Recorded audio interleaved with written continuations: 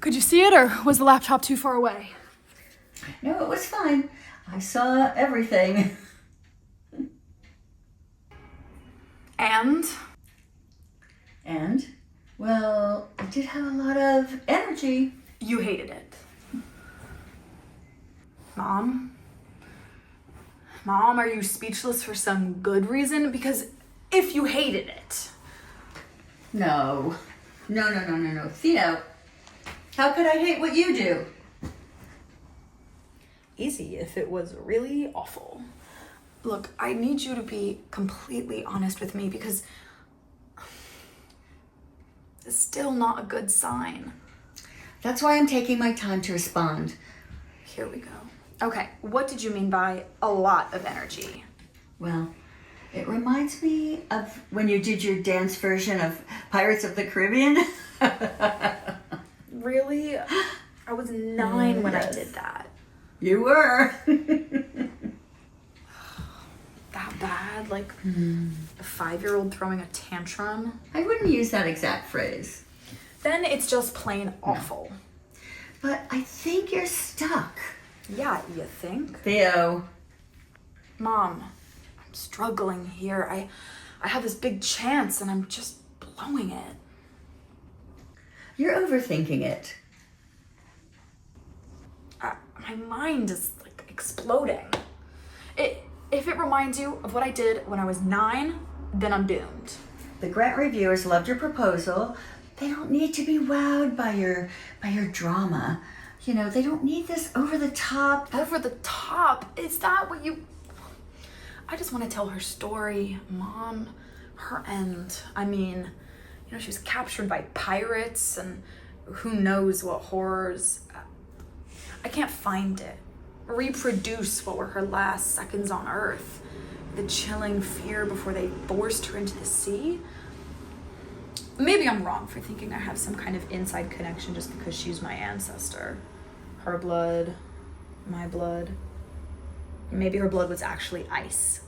Maybe I'm just fooling myself into thinking I can create anything meaningful from this. That's the problem. Get inside your head before all that.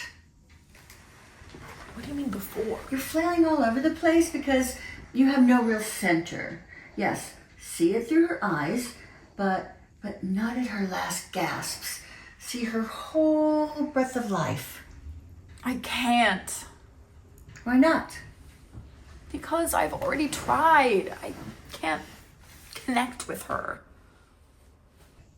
I doubt she was very different from you. Look, there must be a connection somewhere.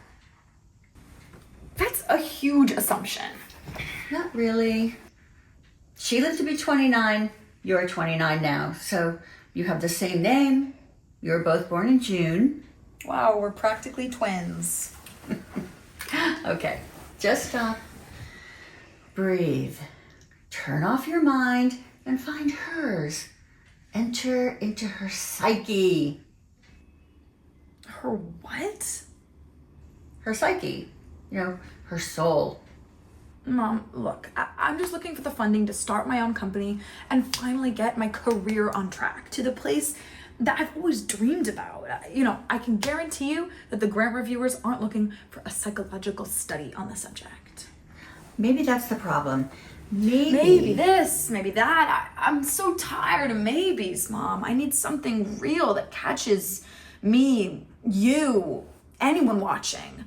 I should have never committed to this ancestor dance idea. But her story seemed so, dramatic. I was sure I could make it work, but look at me now. So, which version of the pirate story did you pick? Couldn't you tell? All the white? The white dress story. Oh, yes. I see. When she knew she was gonna die, she pleaded for just one more moment in the sun. She went below deck, returning wearing a pure white dress, shining like the sun, and then, Bible in hand, walked the plank and plunged into the sea like it was a stroll in the park on a warm summer's day.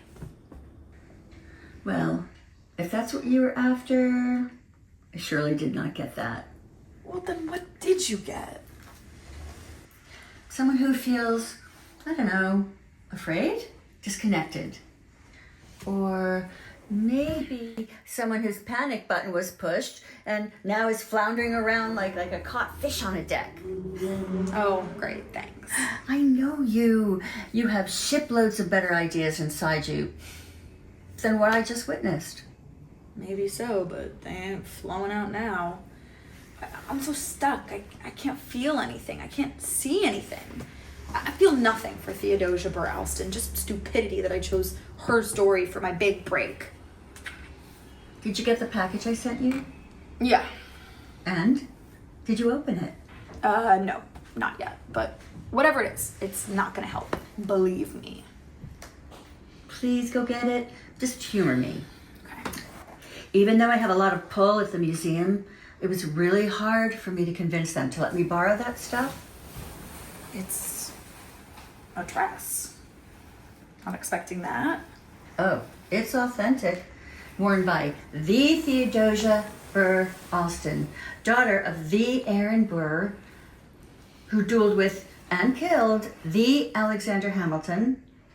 And I think there are other things in the box that you'll find very helpful. So please put it on. I think you'll find it very helpful. I don't see the point, but okay. And please do it soon. I don't like to see you suffer. Okay. And thanks. Bye, Theo. Bye, Mom. Such an idiot. What did I think they were gonna say? How exciting. What insights. Yeah. How like a starry-eyed 9-year-old. It is a beautiful dress. How can anybody move in this, though? Yeah, no wonder they only did minuets and waltzes.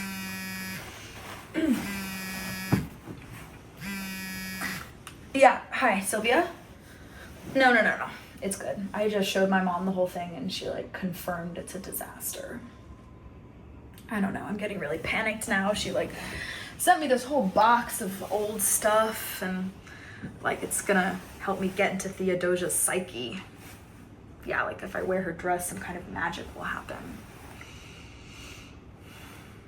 Yeah. Okay, well, I'll keep you posted, Sylvia. Wish me luck, okay? I'm gonna need something magical. Yeah, thanks. Ciao, Sylvia.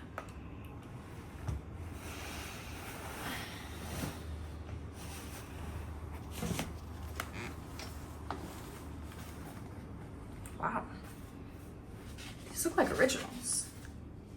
Wonder how she managed that.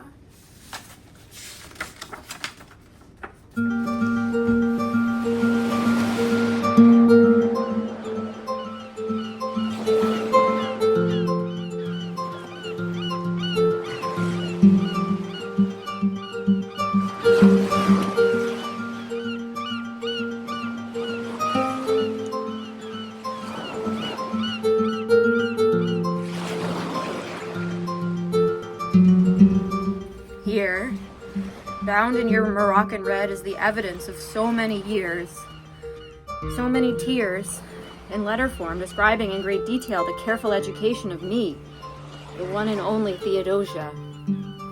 I've kept them all, even the ones that I would have gladly tossed in the fire, had it not been for the smile that they bring when I remember how concerned I was about fulfilling my papa's every desire. I would be perfect, as you wanted me to be, except when I didn't want to be, and then you would scold me for the littlest thing, or have Mama correct me for not writing you every day without fail. I was never a little girl, only a well-oiled machine. Philadelphia, 14th of January, 1794. Dear Theodosia, I really think, Theo, that you will be very soon beyond all verbal criticism, and that my whole attention will be presently directed to the improvement of your style. Finally, a compliment! Albany, 14th of August, 1794. Dear Theodosia, set apart every day half an hour or an hour to write to me, and I must again entreat you to write at least legibly. After great pains, I am wholly unable to decipher some of the hieroglyphics contained in your last. Of course, Papa. With my studies beginning at 5 in the morning and ending at 8 p.m., be lucky I could write you 2 letters, strung together without me falling apart. You would know from the text of these letters that in between these two, in May, my dear mother died. And so brace yourself, Theodosia, for life will never be the same. I am writing you, Papa, something that I should have written you many years ago, for the tears that were never wept, that should have been wept, for Mama, for my boy, Gampy, my dear son, and maybe for me one day.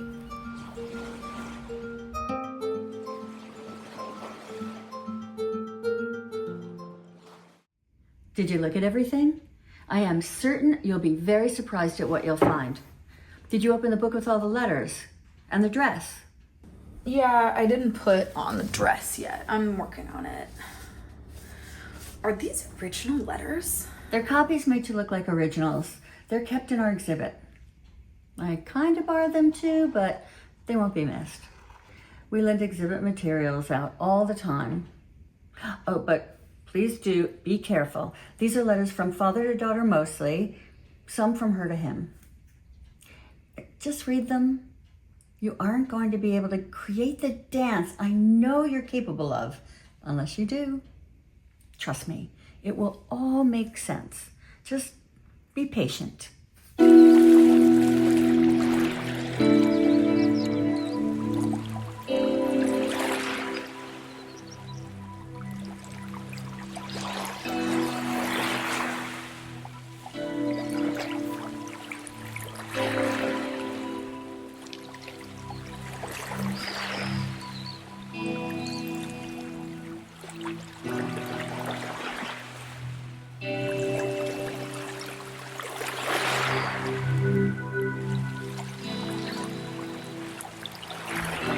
I'm taking all of these lockets with me, but for this one reserved a very special portrait. They're all of us together in one place, except for Gampy. He's in heaven smiling down at us. When he turned 11, I was going to have his portrait put in this one for me, and in this one, the same for you. Just like when I was 11 and you had my portrait painted. Right after my childhood disappeared and I had to wear mother's shoes overnight. You haven't seen this one. It's my Joseph. So young. It's from the time he proposed. I told him, I said, you're only 22. Aristotle claims a man should not marry until he's 36. I agree that only then might he be mature enough to take me on. But that didn't stop his incessant wooing, which quite frankly outdid my resistance. When we married on that frozen February 2nd, the winds of Albany were no match for the fire in my heart. I think I told you so, but I don't expect you to remember. Such a fuss when a daughter marries, and such a puffy, proud father, but nearly not as proud as you've become these horrible last years. My clever Joseph painted such a fairy tale picture of South Carolina. I really thought I was moving into a palace in paradise. I'd finally become the Miss Priss Mama complained I was, the mistress of my world and everybody else's. Those Southern belles didn't have a clue what they were up against with me. That is no average young woman standing behind her man, looking pretty and silent like the lot of us. That's this new breed that hails from the north they call the gentlewoman to match the gentleman. What a blight on polite society. Imagine a woman that is intelligent, educated, independent, and capable. What a curse on womanhood. I could handle all of the gossip about me. But as I've told you again and again, my dear husband, the South is no place to raise a child. It's hot. The kind of hot that chokes and sucks the life energy out of the most active child. There is an unhealthy mist that comes out each day and hangs in the air and will not leave until noon. The world is soggy. Marshes and malaria, red mud, and yellow fever everywhere. How I long for the high, solid rock of New York and New Jersey, the lovely green hills of Staten Island, the cool, clean air of my home. But Joseph is doing so well here, governor of the fine state of South Carolina. What a great honorable accomplishment. To see him so proud. A proud father, too. Oh, Papa. What a perfect little replica Gampy was of his grandpapa, Master Aaron Burr Alston. He would have outdone you, had he lived. If we lived in New York. If you weren't so... Didn't you consider any of us when you made such drastic plans? Being accused of murder? And treason? Having to hide away in Europe like a common criminal? Did you think about what toll that might take on any of us? For 4 long years, Gampy asked for you. Over and over and over. What could I tell him about your exile? Never knowing if you were alive or dead? All the worry about what was to become of you. Of us. But now you're back and all is well with the world and we can sing and dance and be a merry family. No, not merry. We've been hacked apart by death and worry. I have to write everything down, no matter how much it's going to hurt. Oh, never mind, Theodosia. Steel yourself up. What do they say about me? Velvet and steel? This is steel. I'm afraid I've lost all my velvet. Remember those lovely velvet dresses? They're all gone now. No matter. I have something more important than velvet or steel to tell you, if I dare.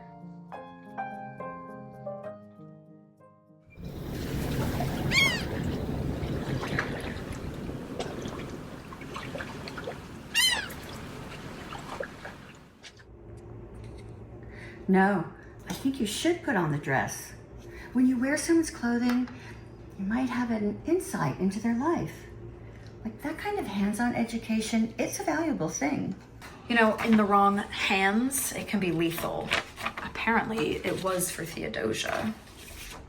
You know, Aaron Burr actually advocated for women's rights. So he practiced by giving Theodosia a man's education.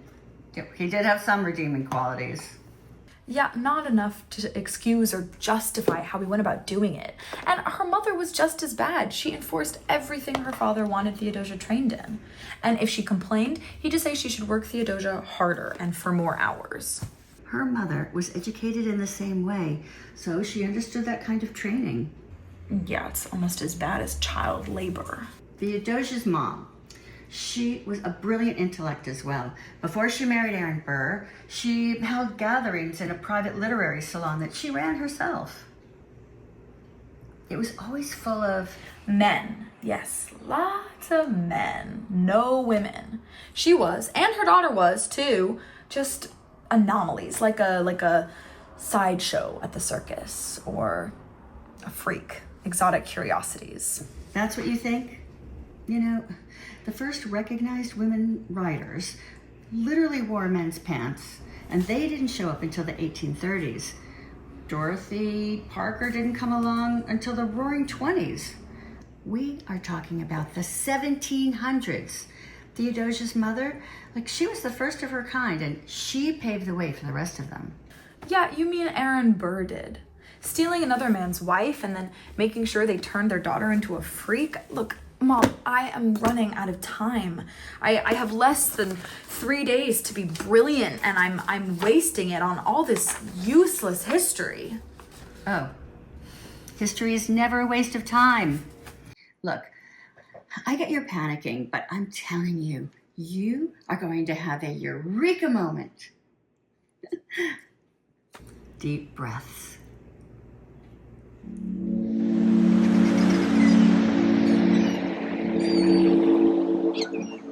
This was Mama's favorite. She said it was clean, not frilly, and that's how she thought of herself. Funny how these things stick with you even when you're not paying attention. There are things I paid attention to, though. When I was 6, I heard some men talking in the next room. They were whispering, but I could hear. They said that Mama wasn't pretty because of that scar on her face that marred any chance of redemption, as they put it. One said she was downright homely because she was 10 years older than you. They concluded that if it wasn't for her excellent mind, she would have been no one of importance. It was only her mind that redeemed her, and with you for a husband, she was lucky. Lucky. I have a hard time with that word. It dismisses everything but happenstance. Whatever planning or careful consideration in a life, it is all blown away in the wind of lucky or unlucky. Mama would have laughed if she heard him, but I wonder if even for a mere quick, agonizing second, did it matter to her what they thought? I learned later, of course, that she and you were lovers before she was a widow, that you spent all your time with her. You loved her mind. She was a replica of you inside a woman's body. Was she lucky to be so intelligent that you dismissed her homeliness and let her mind wash over that particular sin? Mama loved you. She adored you. Why didn't we mourn her when she died? Why didn't we talk about her day and night for months to soothe our broken hearts? I adored my mother. Why didn't we mourn her? I've been trying to find my scar, my homeliness, because the one thing I don't want to be, I can't be, I refuse to be. Above all else, I refuse to be better than my mother. She may have been a replica of you, but I have become your creation. Yet who am I really? Where is my scar? Where is my soul? I'm not afraid to know.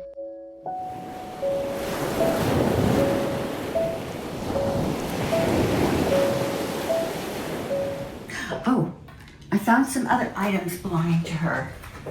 It's a lace shawl and a silver locket. Should I send them to you? I'm thinking that they might get you in the mood. Are you my Aaron Burr?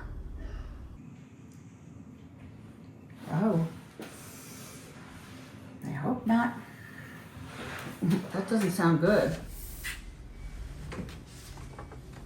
You're dictating, according to your ideas, what's right for me. Just like he did for Theodosia. Dictating?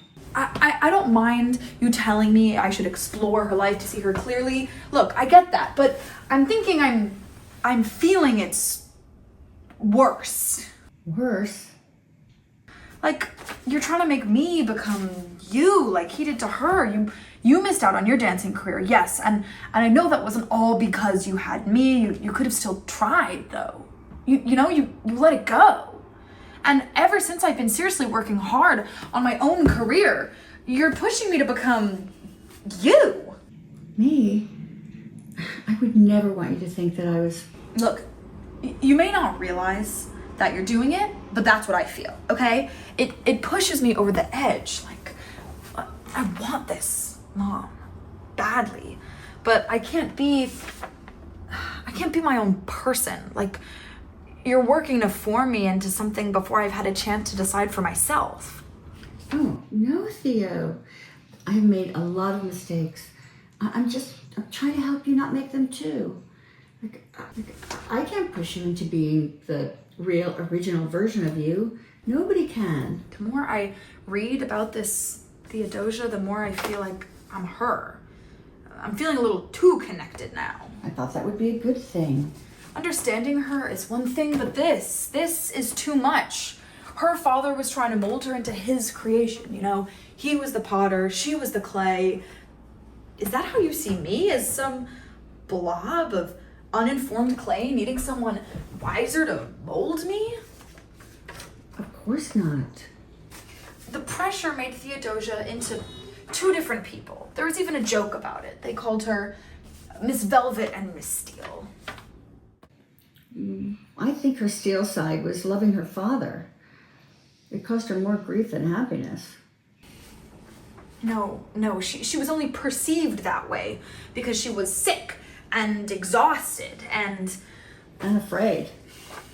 I know it's hard because I can see you have finally entered into her arena. You're sparring like she did. Trying to preserve yourself. Believe it or not, I understand it better than you think. Eyeing everything around you, afraid to be too strong, too soft. Who will win, the velvet girl or the steel woman? And as for the dress... Mom, look, I'm not afraid. Okay? Not completely. And I'll try it on. I promise. Okay? Thank you. Yeah. Later, Mom. The only thing I'm battling here is a huge headache.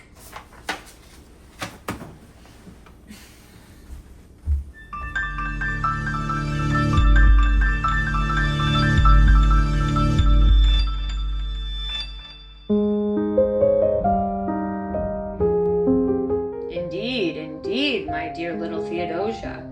I will write you very soon. Don't scold or pout so. I hope the shawl has arrived safe, and that it may be so displayed as to add beauty to grace and grace to beauty. Yes, it has arrived, and it is quite beautiful. A simple muslin fabric with an Egyptian pattern. But as simple as it is, it's all the rage in London and Paris. No one, and I mean no one, would have anything like this. It was unique in all the world, like me. Of course, I was always a freak to women and a curiosity to men. A mind as big as the full moon, wearing a dress. That's a dangerous combination of which I was reminded with every disapproving and just as often jealous look.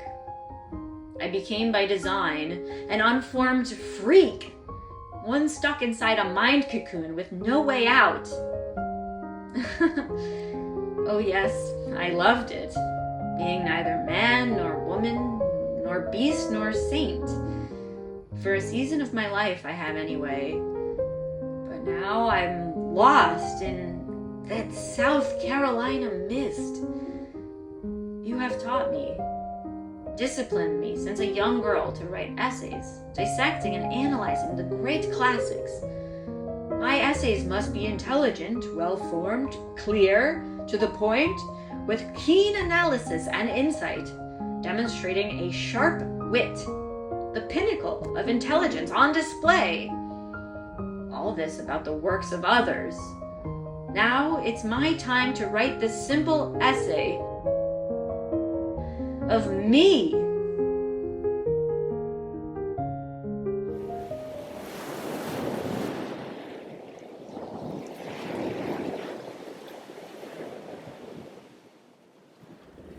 I think you're overcomplicating this.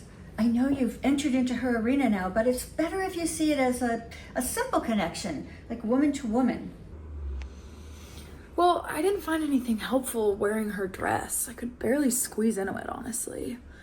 I feel like her whole life was one big squeeze, but in directions I just can't identify with, except for the squeezed feeling. I thought you said you felt too connected. Yeah, well, that was before, but the more I dig, I don't know, the less there is. I've never been married or, had a child who's died. My father, well, we don't really have a relationship at all, and all this crazy thing with her father, like she was gonna join him as the empress of a new country, joined together from US and Mexico. It's not exactly my dream. Yes, but your dream is being challenged by your needing to please these reviewers so your career can advance. Yeah, that's just for now. In your mind, your heart, you want to be a successful dancer. You know, it's all about your soul. You're a woman living in the 21st century, but you're struggling with the exact same things she did. Identity. No more psyche, Mom. You're getting way too deep and psychological for me. Am I? Well, why wouldn't she struggle just like you to make her mark as an individual soul and just not, a curiosity? She's the pretty little sailboat. She sails even better than the men's ships. That doesn't make her a freak. It makes her a complete woman. I gotta say, you lost me. Okay, forget everything. Let's start over. What? How? Why? There is a missing connection. Something between mother and daughter. Theodosia and I have a lot more in common than you know. We both lost our mothers when we needed them most. But she lost her mother as a child, and then you did as an adult. There's no such thing as child or adult when you lose your mom. The pain, the loss, it's the same at any age. There went my anchor. Poof. Poof?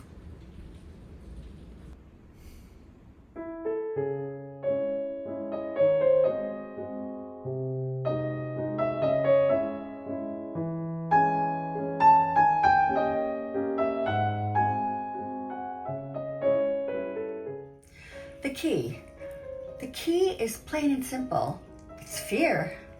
It was the key for me anyway. You only know scattered pieces of me wanting to be a dancer, but it was a whole lot more complicated than that. I was already 17 when I decided I had the courage to finally pursue it. And I wanted to do ballet. Of course, that is not an easy way to start. But it was my dream, and my mom, she was my biggest cheerleader. She was there in every way for me, morally, financially. She was an anchor for me, and it was tough waters. First obstacle, I was older. They had all been doing this since they flew out of the womb, and I was starting way too late. I found out quickly that I did not have the body, the stamina, the physical ability. It was all pointed out rather loudly to me. I didn't have the talent for it. It was suggested a better fit might be interpretive modern dance. And I was so devastated. I tried to be positive and I jumped into it the way your mom jumps into things, head first, full of gusto. And there was my mom, right beside me, being my best cheerleader, as always. And I just did okay. But then I was told the key to success in this was total originality. Create something distinctly your own. Shine like your own sun. Otherwise, you'll be forever relegated to, upstage, the back wall of some ridiculous ensemble playing a tree or something. In retrospect, it was kind of funny and sad all at once. They said they were trying to encourage me, but honestly, all it did was instill fear in me. Was I good enough to do that? How would I even know when I was being original? So everything in me froze. My brain, my body, my heart. I started to hate dancing and shut down. Fear won. Then Grandma died. And, after many, and I mean many humiliating attempts at that which I was told would revolutionize my career, I stopped dancing. Then I met your dad, and you came along. And the joy of all that, it just outweighed the pain. I gave up dancing altogether because I decided to. No one made me. It was my own decision. And I never regretted it. But I will have one major regret in my life if I don't help you follow your dream. The dream I know you have the talent for. Mom, I never, ever imagined. And Be confident, rise above the criticism, accept the challenges. Look, I'm fine with my choices, but you're fearless. So just get back to the letters. Find her soul. Right, Mom, It's okay, sweetie. Everything is fine. Okay, I've got to go. The museum is having a luncheon at 3 and nobody knows what's going on except me, so I'll catch you later. Soul. Soul. Right. Okay, soul. But whose soul? Mine or hers? Help, Theodosia Burr Alston, send me a sign or something.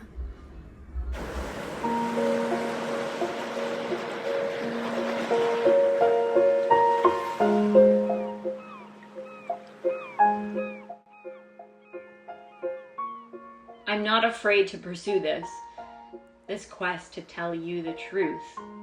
I'm not afraid that you'll look cross at me and scold me. I will continue, my dearest father, for your benefit, to write these things that I should shrink from my bravery to express exactly my heart to you. No, not heart, my soul. But I do have one pleasurable thing. I have 2 surprises for you. I'm bringing to you a large portrait painted of me by a very talented artist, and Mama's portrait in this locket she gave me. I still wear mine with you and Joseph, my 2 best men, near my heart as always. Soon I'll need to hang another around my neck, the one with Gampy. But here, now, this is what I wanted to tell you before, this marvel. It has the likeness of the 3 daughters of Zeus, the 3 graces engraved into the ivory. This is copied from the original, huge marble statue by Canova. Inside will be the miniature of the painted portrait of Gampy, safely tucked behind the 3 graces, fitting guardians for my little prince. And this is the best of all surprises. Along with the large portrait of me, I'm bringing you an exact replica of it in miniature in here. This you may keep safely in your pocket, and at any time you have the mind to scold me or reprimand me about something, you can just pull it out thus and give me that growl of a face. Stop this habit of stooping and bringing your shoulders forward. It will stint your growth and disfigure your appearance. The continuance of this vile habit will produce a disease of the lungs, and then farewell, Papa, farewell pleasure, farewell life. Oh, so what other faults of mine have I missed? Missed? Oh, Papa, I've missed you too much, and I've grown so sick for all the missing I've done. But now that I will see you, I'm lifted up into a frenzy like nothing else in so many years. I'm a little giddy. I might even dance. Yes, I think I will. Shall we dance, Theo, my darling daughter, in celebration of this reunion? I've died again and again each time I didn't hear from you. But hooray, here we are together, save one. No, 2.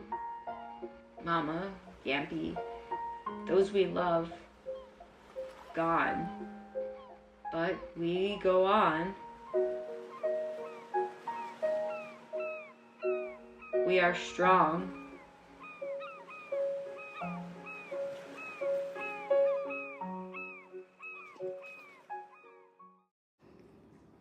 Aaron Burr was foolish. Thinking only of himself and his pride before the welfare of his family. She'd already been through so many of his plans that never even materialized. Yet she loved him despite it all. I don't know, you keep saying that, but it doesn't make it right. He was a murderer, and she forgave him without question. Well, the duel with Hamilton wasn't considered murder. It wasn't against the law. It was thought to be a fair fight. Can you see this? Yeah, it's a locket. A very special locket. It has carved in ivory on the front of it the 3 graces. Very rare. Inside was to be a portrait of Gampy. Her son? How do you know? It was found wrapped in a cloth with a note about the inscription to be put on the back. The initials ABA. She didn't plan on his dying. I don't know, maybe her own death? What do you mean? She kind of had a vision about it. She wrote it in a letter. After Gampy died. Yeah, here. Whether it is the effect of extreme debility and disordered nerves, I cannot tell, but something whispers to me that my end approaches. There is about me that dreadful heaviness and sinking of the heart, that awful foreboding of which it is impossible to divest myself. Perhaps I am now standing at the brink of eternity.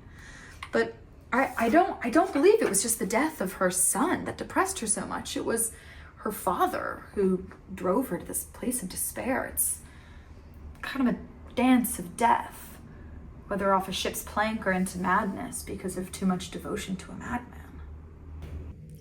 Empty locket, empty nest, and so an empty heart.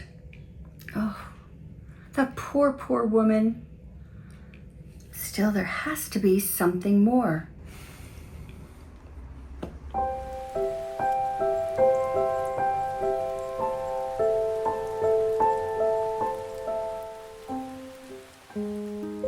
I'm remembering so much.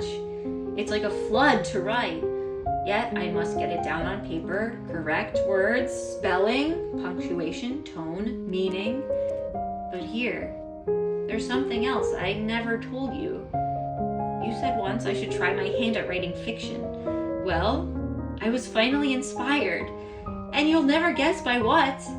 Pirates! Since there are real pirates off the coast of the Carolinas looking to capture ships, my story will feel quite real. It begins with a white dress that washes up on the shores of New York City. Looking quite newly crafted, those who find it can't imagine how it could have floated to the shore. But soon, on further examination, they spy a locket pinned to it.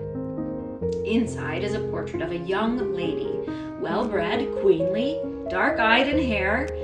Someone examines the face and claims the eyes are very narrow. Ah, a young girl from the Orient. She must have been aboard a passage ship. And now the plot grows into a tapestry of intrigue, with stories and tales from passing sailors and merchants coming to port. Many elaborate and conflicting stories emerge about the owner of the mysterious white dress. Was she an heiress? Was this her wedding gown? Maybe a concubine returning to her emperor. Surely there is no ordinary girl. Perhaps she was on her way back to the country from when she had been kidnapped. They look under the portrait and discover her name carved into the metal. Her name is... Well, I haven't gotten to that part yet. But clever, don't you agree? Unexpected twists and turns. You'll be proud to read the words I used. Huge, meaningful, impressive words. Does it impress you? Do I impress you?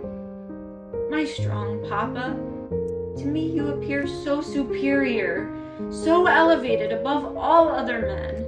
I think of you with such a strange mixture of humility, admiration, reverence, love, pride.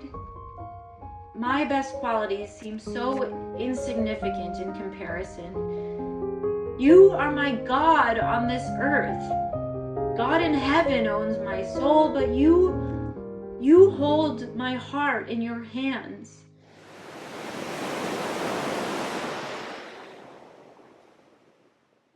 Wow, that's a bit much.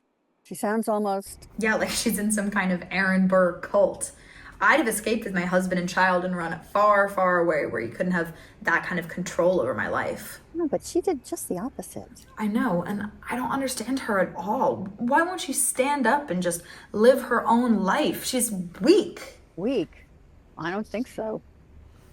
Oh, come on. No, I'm serious. Just keep at it. It will save you years of struggling to understand your own life. I know because I did this research before you were born. What research? Oh, the ancestral bug bit me. I was 16 and I wanted to know about my roots. That's what got me interested later in museum work, you know. Back then, when I told my mom all about what I found, she was so tickled that the women in the family were so strong. And oh, wait a minute. Wait a minute. Of course. Theo, I think I see it. What? What? You scared the... What, Mom? See what? It's so obvious we've both been missing it. It's not a relationship with her father.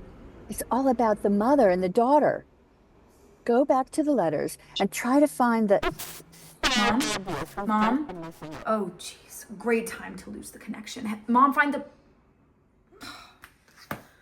All right. Mother and daughter trying to find the... Okay. Eeny, meeny, miny, mo. Please be my eureka moment.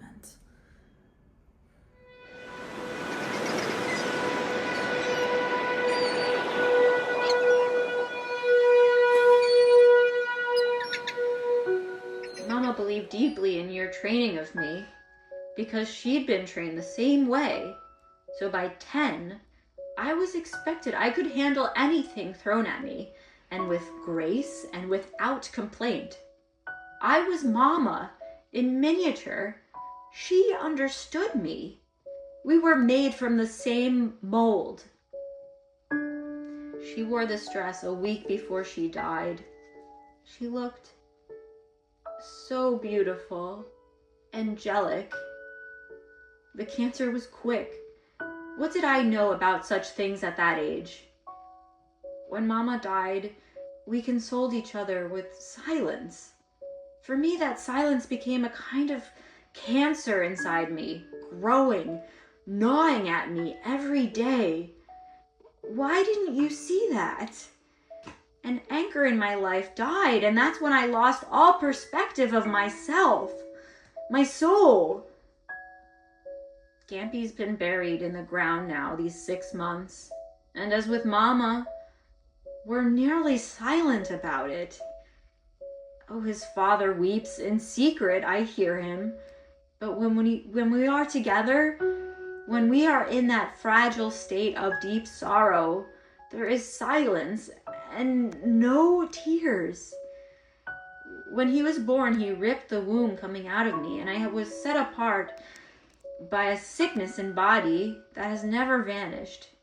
You know this, though we speak as if any day it might be cured by medicine or something just being discovered. A miracle drug. Every doctor swears I will recover. It's just a matter of medicine, climate. But they've all failed because what is sick is not the body. I'm reaching a place where I feel nothing. No, even less. All the Greek, Latin, French, Horace, Aristotle, Terence, poetry, philosophy, etiquette, music, dance, writing, society, simply nothing I have been taught will give me the slightest hint as to who Theodosia Burr Alston is. I wonder if I'll find her. You formed perfection and christened it Theodosia, but even I don't know who that is.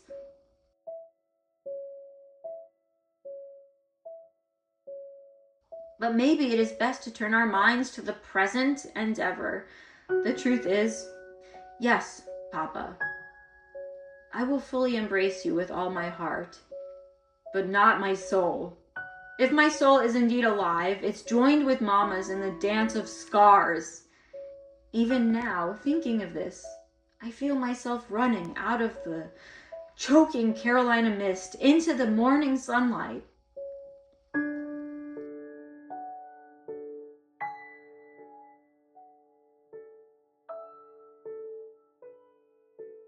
All your important papers entrusted to me are in a trunk for the voyage.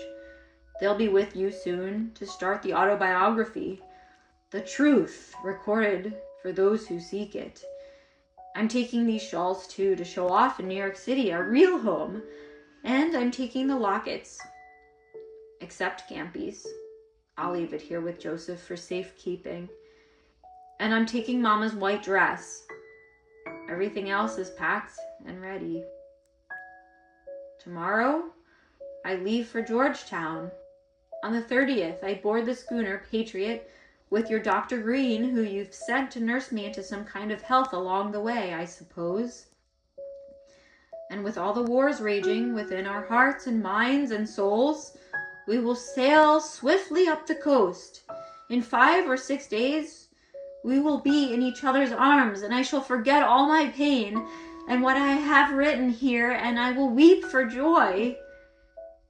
It's then, when we meet face to face, that I'll know if I dare have the courage to give it to you to read and keep as another historic document of truth.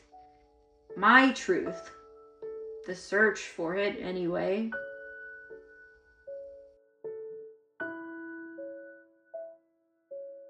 Until then, a fair adieu, your most loving and obedient creation, the scarred but free soul, daughter of Theodosia, your Theodosia.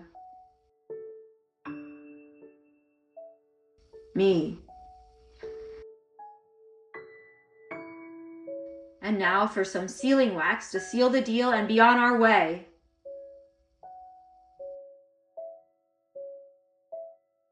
Mama?